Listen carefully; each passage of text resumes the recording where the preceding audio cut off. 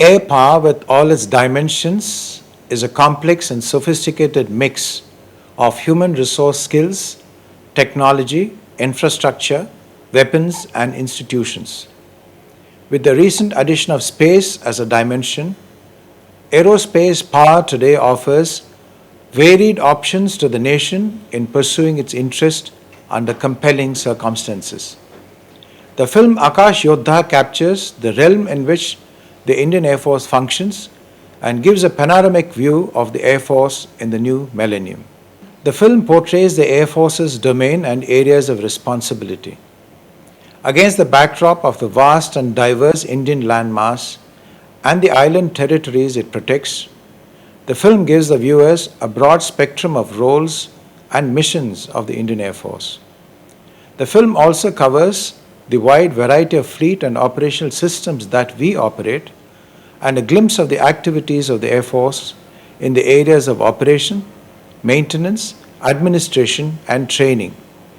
An interesting feature is the capture of important role being played by the Indian Air Force over the Himalayas, the highest battlefield that the world has ever witnessed.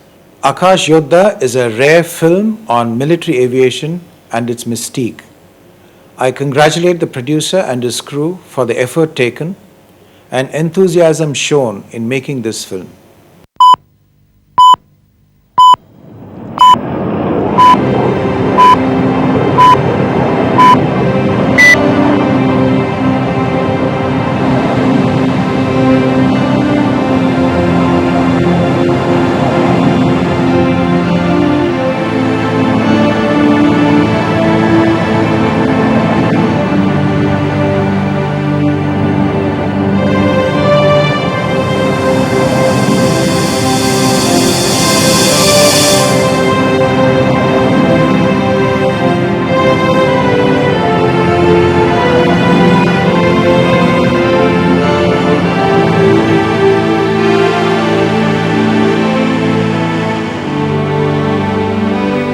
India is a distinct and practically isolated geographical entity with clearly demarcated, defensible borders.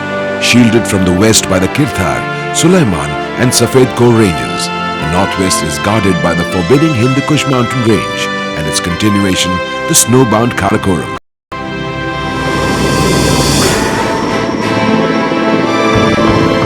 Together, they cap the landmass whose entire northern boundary is formed by the vast mountain chain of the mighty Himalayas that effectively isolate the rest of the country from the Asian landmass. The expanse of the Indian Ocean laps the entire southern coastline. The Lakshadweep Islands in the Arabian Sea and the Andamans and Nicobar Island chain in the Bay of Bengal, serving as the country's seaward outposts.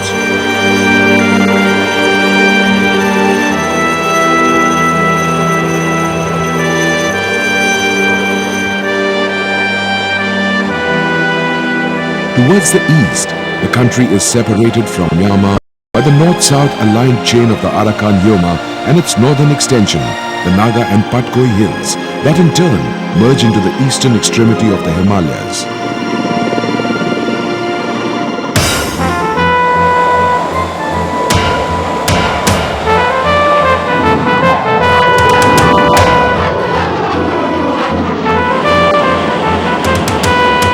India's history has been profoundly influenced by its environment and topography.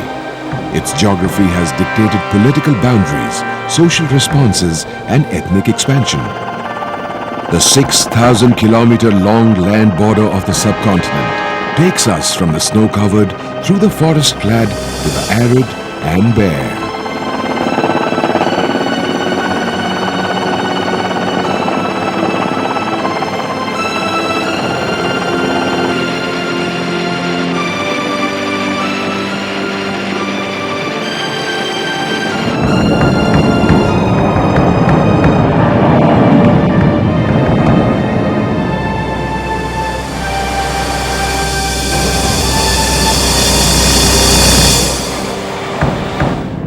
Since early in the 20th century, when the Wright brothers first took to the skies, aviation and air power have soared across the horizons into space. The last century in particular has witnessed the strategic emergence of air power as an extension of diplomacy or as an instrument of war. The manifestation of its potency and essence in the past decade was unprecedented. In the Persian Gulf War, the Bosnian air campaign, Kosovo, Kargil, or even Afghanistan.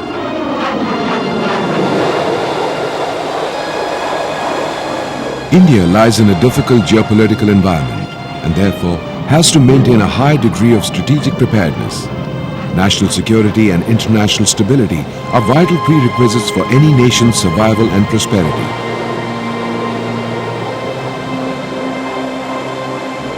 Assuring security and stability requires diplomacy, resources, vigilance, reach and power. Vigilance to anticipate and deter threats, strategic reach to ensure credibility, and overwhelming power to prevail in conflicts and win India's future wars.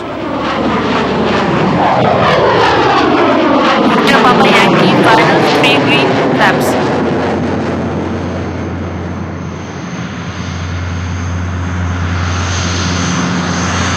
Binding the diverse landmass of the subcontinent together, the IAF's domain stretches from Indira Point in the Greater Nicobar Island to Indira Col, the northernmost point on the Siachen Glacier, in a seamless operational medium.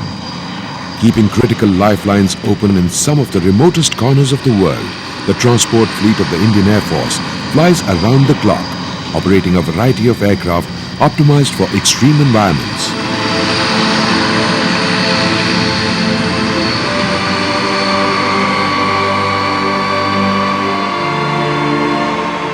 The induction of the 4-engine Illusion IL-76 has significantly enhanced the heavy airlift capability of the IAF's transport fleet.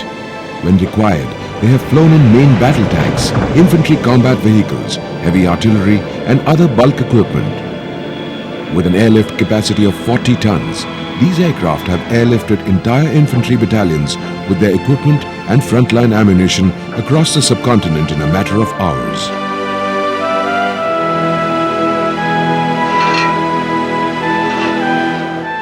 The twin-engined AN-32s have been the standard medium tactical transport aircraft since the mid-80s. Capable of carrying a 5.5-ton payload of 40 paratroopers at a time, the AN-32 is the main workhorse of the IAF. For an army deployed across the length of the Himalayas and often beyond, the IAF is always on call to meet their air logistics requirements while the rest of the force trains, exercises and prepares for the full spectrum of operations. This airlift capability acts as a vital force multiplier for India's defense and paramilitary forces, making it possible to rapidly relocate troops, equipment and material from one theatre of operations to another, sometimes thousands of kilometers apart.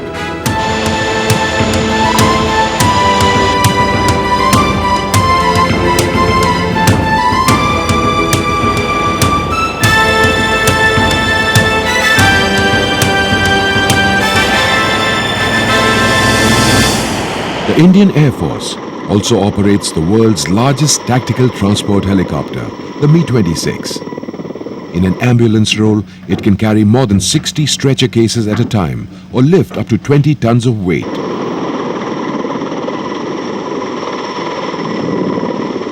Ideally suited for transporting armored fighting vehicles, howitzers and other heavy loads to high altitudes, the Mi-26 is powered by twin 11,400 HP engines. Besides transporting a large number of fully equipped troops into inaccessible areas, the ability to lift bulldozers and other underslung equipment adds a vital dimension to the IAF's overall capabilities.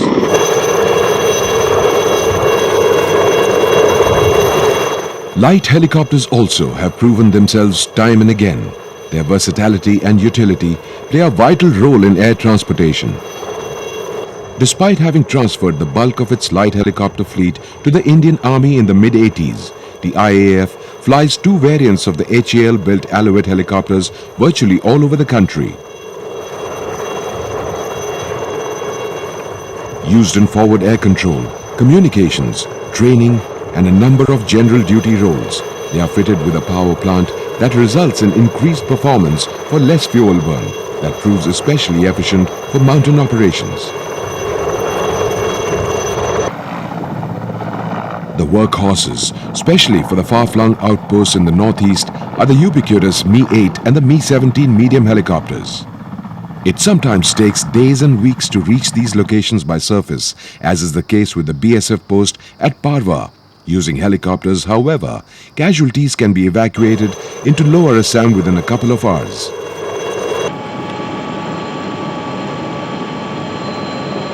The attack helicopter has assumed an important role in modern warfare. Every part of these helicopters encompasses duplicated systems designed to enhance survivability in the face of intense fire from the ground.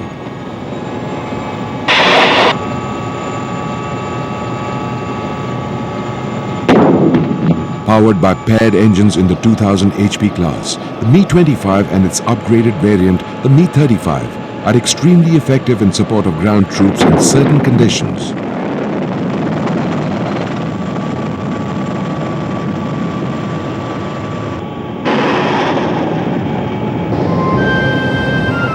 Dagger 1 climb 5 kilometers, 2 climb 4. With a highly accurate computer-based navigation and attack system, laser designators, and the ability to carry an array of purposeful weaponry, the twin-engine Jaguar symbolizes the IAF's deep strike force. This is a term that denotes a combat aircraft's ability to penetrate the enemy airspace at high speeds and deliver its heavy weapon loads accurately many hundreds of kilometers into enemy territory.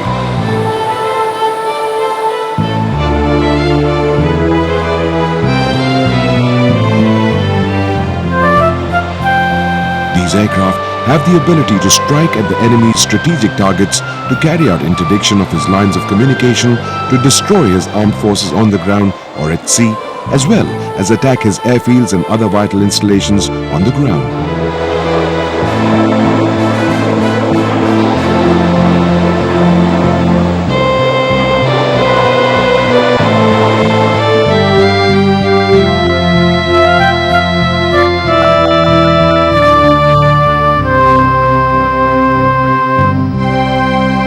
For offensive air support, the ground attack MiG-23BN and its variant, the MiG-27ML swing-wing supersonic fighter bombers, constitute the backbone of the strike force.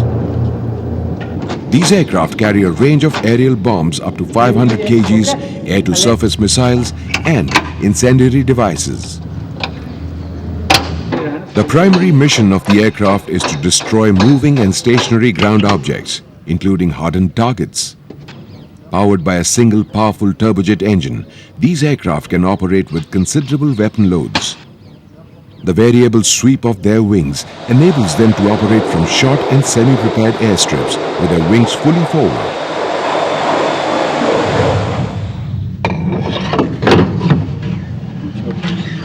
And yet, they are even capable of supersonic flight at 72 degrees sweep back setting.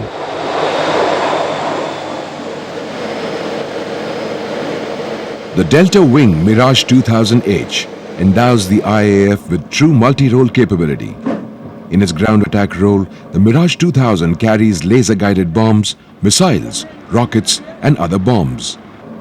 The aircraft played a pivotal role in neutralizing enemy position and supply dumps through accurate bombing during the Kargil conflict. Bogey half 11, 40, height 300 meters, strength 4.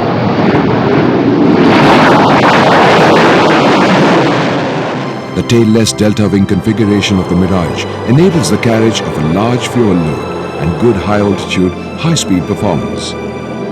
By far the best aircraft among the Mirage series, it is a control-configured machine provided with fly-by-wire controls, leading-edge slats, and inherent instability to increase maneuver performance.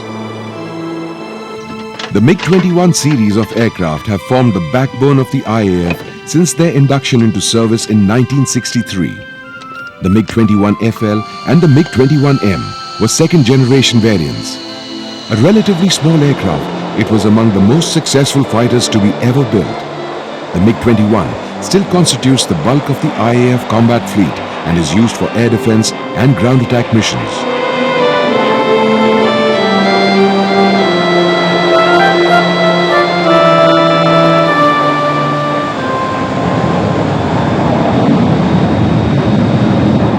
The MiG-21 BIS aircraft, after its upgradation, is called the Bison.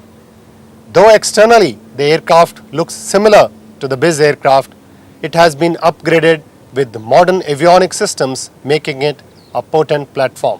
The electronic warfare suite consists of modern radar warning receiver called the RWR, the self-protection jammer, and also the counter measures dispensation system CMDS. These improve the survivability of the aircraft in enemy territory. At the other end of the spectrum, the IAF strike capability is supplemented by the formidable Su-30. It is capable of carrying up to 8 tons of weapons or staying airborne for up to 10 hours in an air defense configuration. The Su-30 has the capability of flying more than 3,500 kilometers without refueling, thereby making it a true multi-role aircraft. Tiger hard left 020. Bogey on your left half 11 60. It carries a very powerful multi-target tracking radar and a variety of long-range and close combat missiles. Also designed for providing target information to other aircraft via data link, this allows the Su-30 to act as a mini AWACS in the air. It is perhaps sufficient to say that this superb aircraft from the Russian Sukhoi Bureau has come to be the yardstick against which contemporary fighters are measured and evaluated.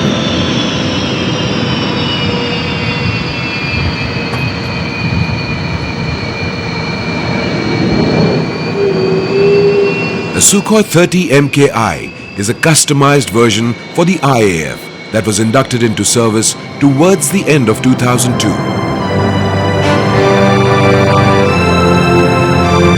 For better agility and takeoff landing performance, the aircraft has been fitted with forward canards. In terms of aerodynamic layout, the aircraft is an unstable integral triplane, the wing plus the horizontal tail plus the additional canard. Stability is assured by a remote controlled system.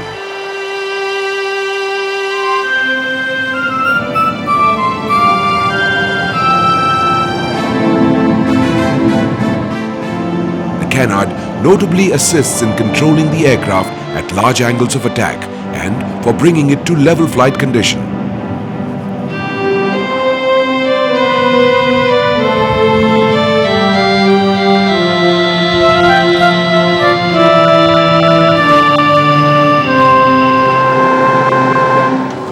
The IAF has an extensive and responsive air defense ground environment system, or the AGIS, that provides early warning against potential intrusions and triggers off a vigorous response by manned interceptors, surface-to-air missiles and air defense guns.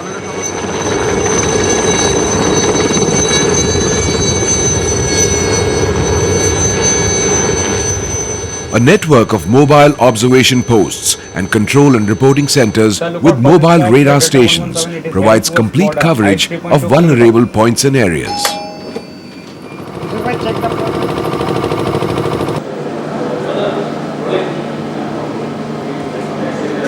Craft 901 declared unknown. ST. Yes, sir. Scramble mission 101. Scramble. Mission 101 Alpha Bravo. Initial vector 350. Height 2 kilometers. Profile medium. Contact Westland Control on main channel 15. Standby channel 7. Track 901. Time check 1725 10 seconds. Mission 101, Westland reading you strength 5. Bravo, how do you read?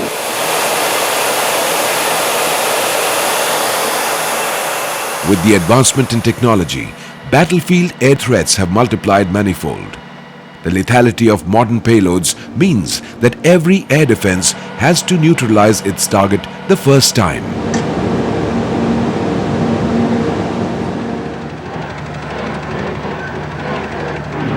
Antenna 120, 2 target inbound, range 25, low level, hostile echelon. Move right, slow, stop, 120. Target detected. Range 25 kilometers. Azimuth 120, elevation 1 degree. Target lockdown. Range 22 kilometers. Track 001 hostile. Track 001 allotted to Alpha and track 002 allotted to Bravo. Track 001, lockdown 19 The kilometers. requirement to provide protection across a full spectrum of battle space also implies that the air defense requires a mix of weapon systems, from manned interceptors to radar-controlled or even shoulder-launched missiles.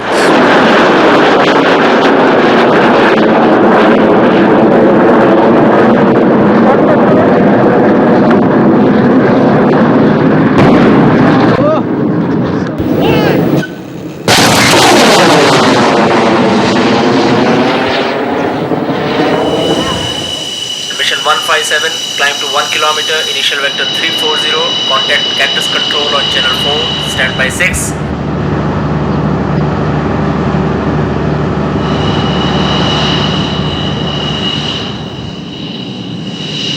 Time 0920. The primary 30 air seconds defense now. aircraft are the Mirage 2000, the MiG-21 BIS, the MiG-23 MF and the MiG-29, all aircraft rated amongst the most advanced in the world.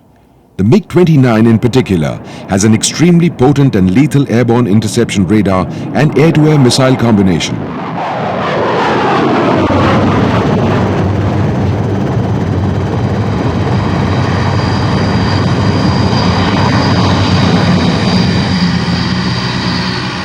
Stretching south from the Siachen Glacier, extending all the way to the Arabian Sea, the Indo-Pak face-off occurs over some of the harshest terrain in the world. Most of the ensuing terrain across which the line of control runs is a logistical nightmare, and ever since the partition of the subcontinent in 1947, 4 wars have erupted over the state of Jammu and Kashmir. The identity of India, a large secular state with multiple faiths, tends to come into conflict with that of Pakistan, an avowedly religious state.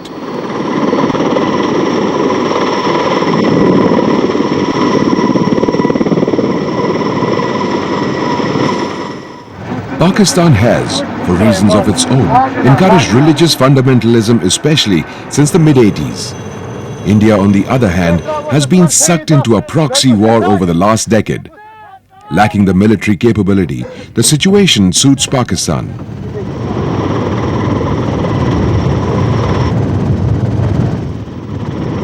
In Jammu and Kashmir, a favorable ratio for any ground offensive is limited by the terrain, and the terrorist hit-and-run tactics enforces very high costs.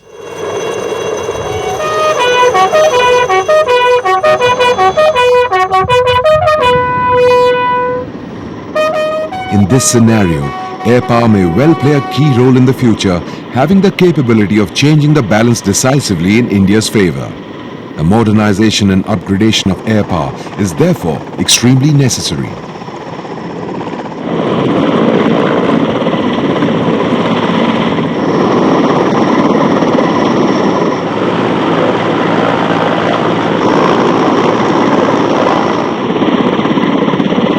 The environment was treacherous, as were the events during the summer of 1999. Pakistan once again took the initiative, this time in the Kargil sector, to start yet another war with India, the fourth since independence.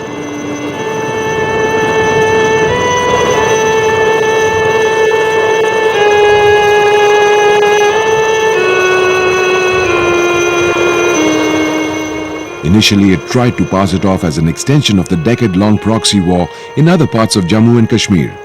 It denied the participation of its regular army in the intrusion, except for carrying out offensive patrolling along the line of control. Pakistan also claimed that the LOC in this sector was ambiguous, apparently ignoring the delineated and signed maps appended to the Shimla Agreement in 1972. As you all know, that the enemy has infiltrated across the LOC in the Kargil sector with a possible aim of severing the national highway running from Srinagar towards Leh. This is the first time anywhere in the world that an Air Force has been tasked to undertake operations against an enemy operating at these heights. The role of the Indian Air Force is going to be decisive. Adopting similar tactics as in 1947-48, And then again in 1965, Pakistani army personnel disguised as Jihadi Mujahideen had actually intruded into the Kargil sector with ambitious military objectives. Cutting off National Highway 1A, which linked Zojila to Kargil and Leh, isolating and capturing the Tortuk sector, occupying Indian territory south of the LOC, and rejuvenating terrorism in the valley, which seemed to be withering after the J&K Assembly and Parliament elections. Pre-flight briefing for today's mission. Mission is medium-level tactical recce in Dras, Kargil and Batalik sectors. The route for today's sortie is from Agra, Aligarh, Dehradun, Kullu, Leh to the 7 target areas and landing at Srinagar.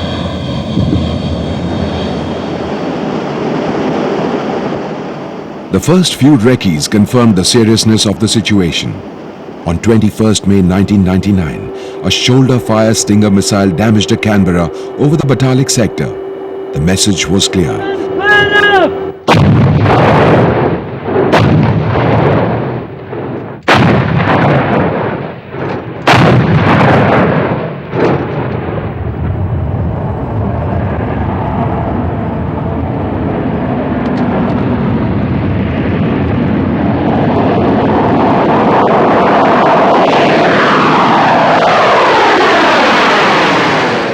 The task of my squadron was to move to Valley to further strengthen the air defense cover and also to keep Pakistani Air Force at bay. The formidable MiG-29, armed with beyond visual range missiles, moved at a short notice to the valley. Our task was to provide air defense cover to our ground forces and to retain favorable air association over the objective area. This enabled MiG-21, MiG-27, Jaguar and Mirages to operate freely and engage their target. After air recce missions, the strike mission was flown under air defense cover provided by MiG-29s. On at least 2 occasions, F-16 was sighted flying close to line of control. We could identify them from their radar signature. On both occasions, they were successfully chased away by us inside their border. MiG-29s also undertook filming missions of Tiger Hill, in which they picked up a newly set up enemy camp that was then neutralized within 4 hours. Constantly keeping a vigil over Kargil and Batalik, MiG-29s alone flew over 300 missions during Op Safed Sagar.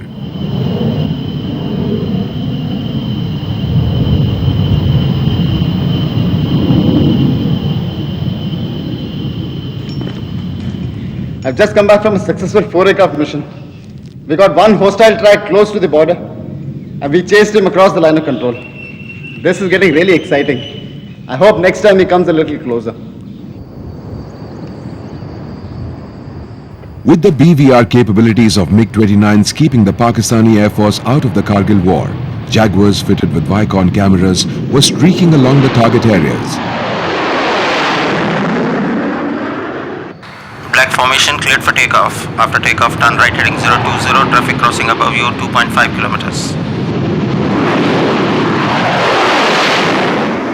Flying often even in marginal weather conditions, their pilots were trying to do a job that was akin to searching for a needle in a haystack.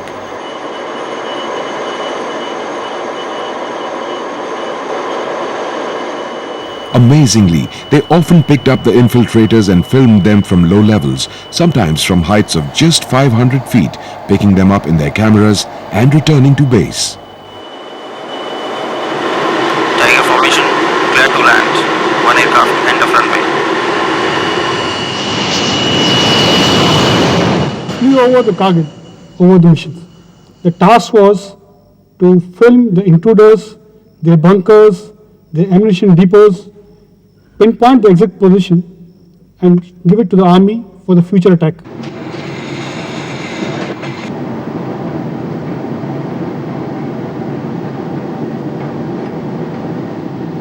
With the help of pictures, specialists would then work out the coordinates for pinpointing targets for strike aircraft to come in and neutralize enemy positions or pass on the same films to the army, who would then launch their attacks accordingly. Coming out of this way and just to the right of this is the target.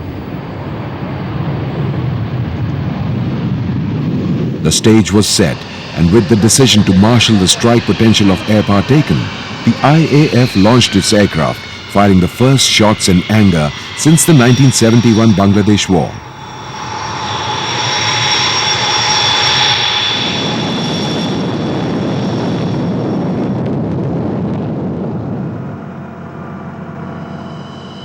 Despite initial apprehensions and reverses of employing air power at these high altitudes, for the first time in India's history, the IAF was being used as a decisive weapon of war.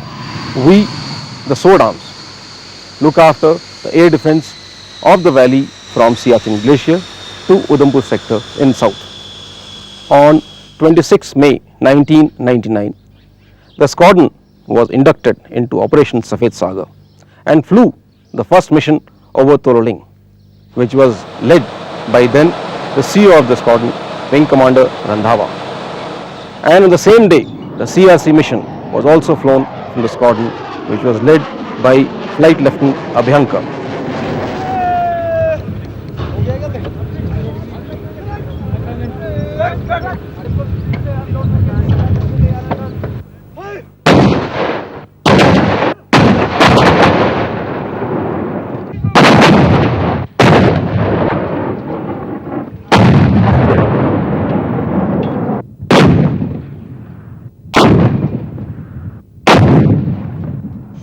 In every threat there lies an opportunity, and the IAF found itself pounding live targets instead of the usual peacetime range work. Captured war diaries taken from Pakistani dead subsequently bore ample testimony to the effectiveness of most air attacks, the supply camp at Manthodalo being a case in point.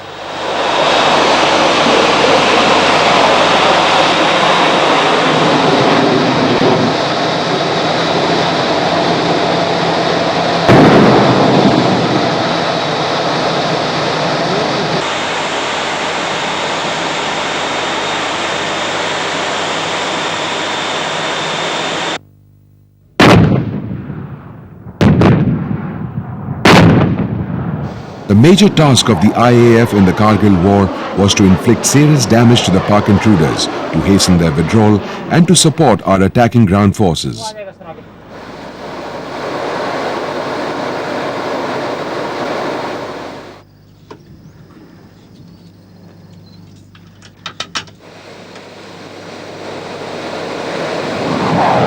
The Mirage 2000 along with the MiGs rewrote the classical doctrines of air war in the mountains.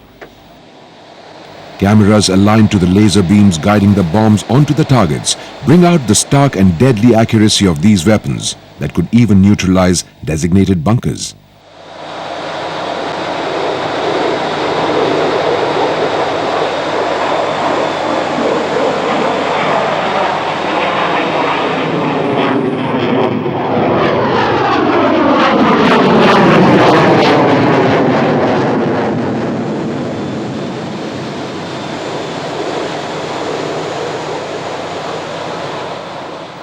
The versatility of helicopters made them an obvious platform for operations in such terrain. Mi-17 helicopter units, armed with rocket pods, were inducted into Op Safed Sagar around mid-May.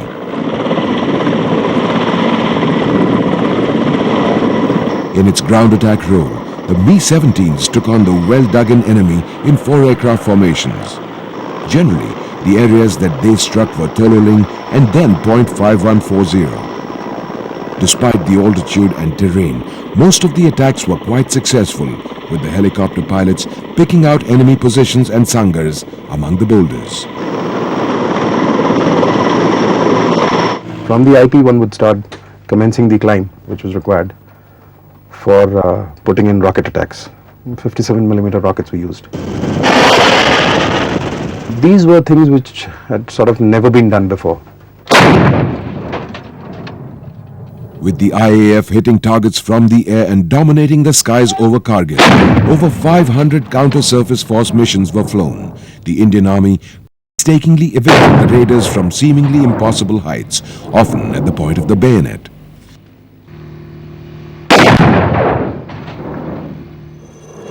The Kargil War, like all other wars, left in its wake the horror of the dead, the wounded and the maimed. Many lived through the ordeal only because of timely and swift evacuation from the combat zones, as helicopter pilots, both of Army Aviation and the Air Force, were always on call for this demanding task. In relative terms, the Kargil war was short and swift. The combined might of the Indian armed forces succeeded in evicting the enemy in ignominy from seemingly impossible heights within a short span of time. However, the undeclared war further to the north on the Siachen Glacier continues. In 1984, evidence of Pakistani intrusion into the area north of Tortuk, the last clearly demarcated point along the LOC as per the Shimla Agreement, was brought to India's notice by visiting mountaineering expeditions. In addition, post-1981, US Air Force maps also showed the Siachen region as part of Pakistan.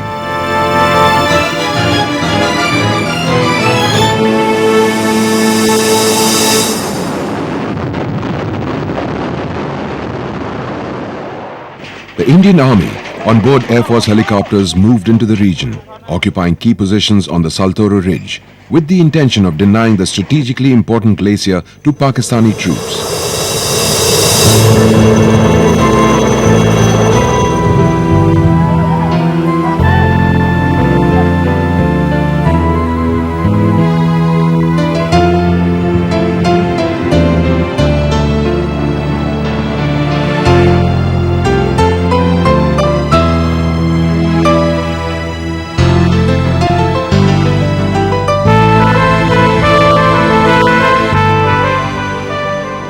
"17 bloody years later, Siachen continues to be the world's highest battlefield, with troops occupying frontline posts at altitudes of 20,000 feet, some 6 kilometers above sea level.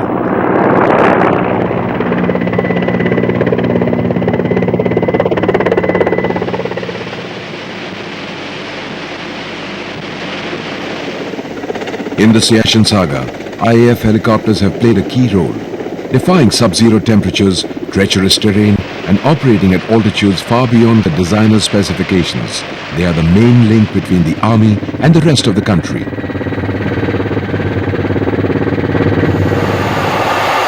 Regardless of the sophistication and efficacy of equipment, it is the inherent capability of the human behind the machine and the training imparted to hone his skills that is the crucial factor in total effectiveness. Bravo right 090. Alpha trail left half 11.6. Bravo lead. The Indian Air Force requires dedicated professionals to carry out a wide spectrum of tasks and has evolved the requisite training infrastructure and techniques to meet the multifarious requirements. The Air Force is at the forefront of technology's cutting edge. The inherent strengths of aerospace power make its platform the delivery method of choice for employing technology in its various avatars. The flexibility of air power allows for a tailored, quick, and appropriate response using a variety of systems to achieve national objectives.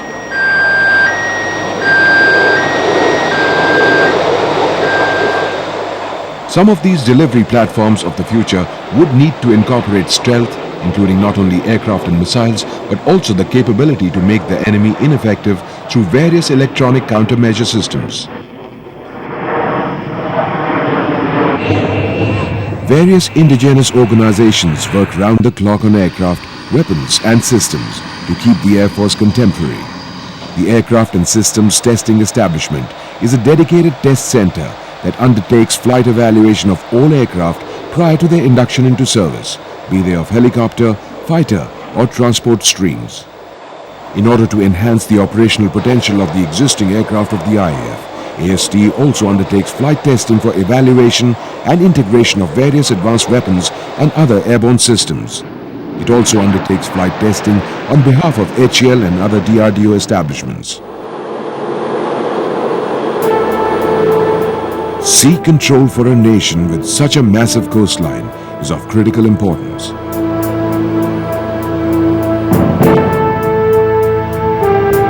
The defense of this long boundary and the ability to launch shore-based maritime strikes are also important Air Force tasks today.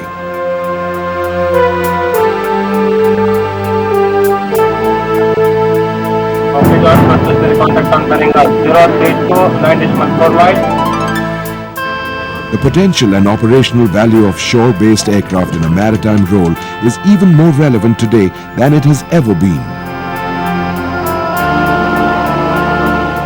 Rapid mobilization is perhaps the key to launch maritime strikes, and these aircraft contribute significantly to deter any threat from the sea.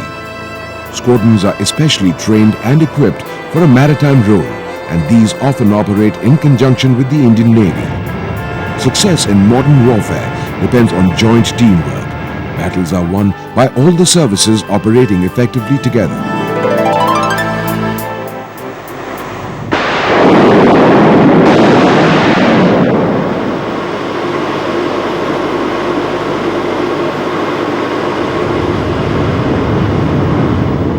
In the Arabian Sea, the Lakshadweep Islands lie about 200 nautical miles from the Malabar coast and are strategically so situated that they overlook two important shipping lanes originating from the Gulf of Aden and Oman to Colombo and the Far East. Similarly, on the eastern seaboard, the northern chain of these islands comprises of the North, Middle and South Andaman Islands. There are also two isolated islands, the Little Andaman and the Car Nicobar, which is the main IAF base. The 10-degree channel separates the southern Nicobar group from the northern Andaman group. Surrounded by Indonesia, Malaysia, Thailand, Myanmar, Bangladesh and the mainland, the Andaman and Nicobar Islands are of particular strategic importance as they sit astride one of the busiest focal points, the Malacca Straits.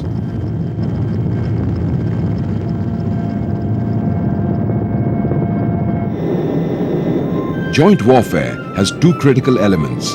First is planning and the second, execution. There can be no doubt about the fact that joint planning in times of war is an absolute necessity, for it provides multiple options and is a much better way towards achieving operational objectives.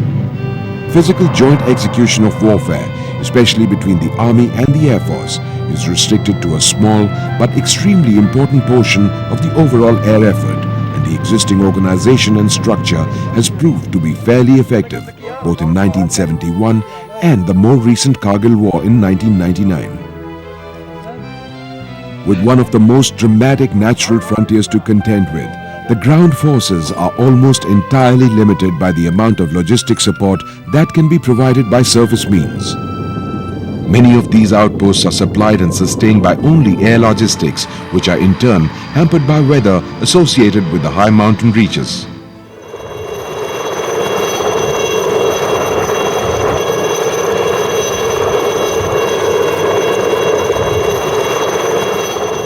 Offensive action on the ground is limited by the quantum of force which can be brought to bear, and even critical elements like artillery have limitations of mobility and sighting targets.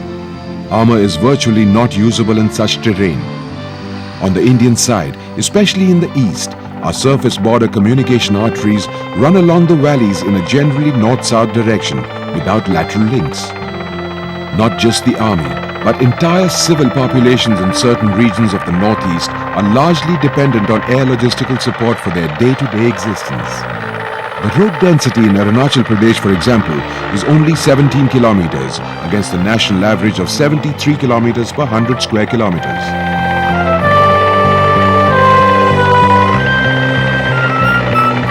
These indispensable air-dropping operations are further complicated by the harshness of the terrain and the unpredictable weather conditions, which make flying a hazardous occupation in these areas.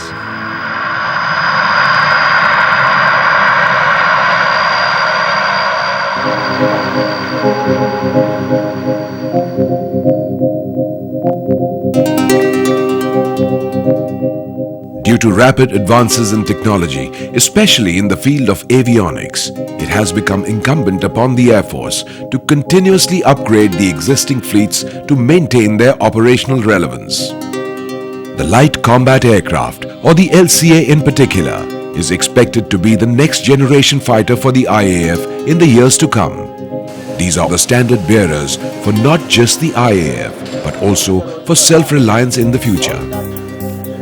Configured to be the world's smallest, state-of-the-art, fly-by-wire, lightweight, multi-role combat aircraft, the LCA is made of aluminium lithium alloys, carbon fiber composites and titanium. The first LCA technology demonstrator took to the air in January 2001.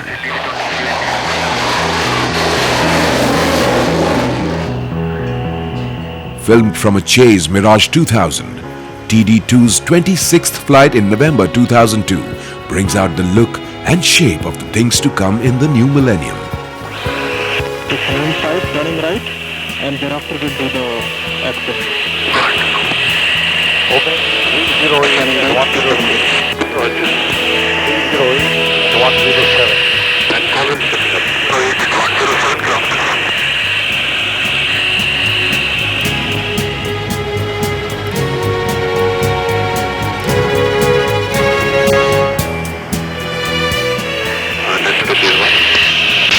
Turning right, 270. Roger, and Collins picking up 12. Roger, will come. One more time, then next time. Okay.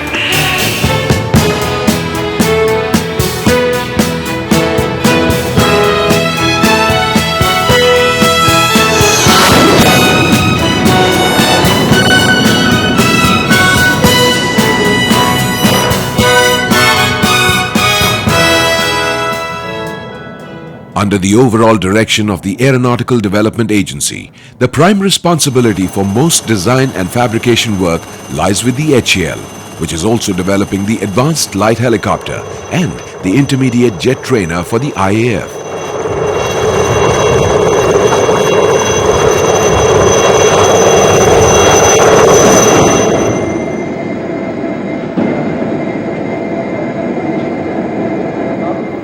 Aircraft maintenance in the IAF encompasses a wide spectrum of varying sophistication, from the relatively simple HPT-32 piston engine trainer to the Mirage 2000H and Sukhoi 30.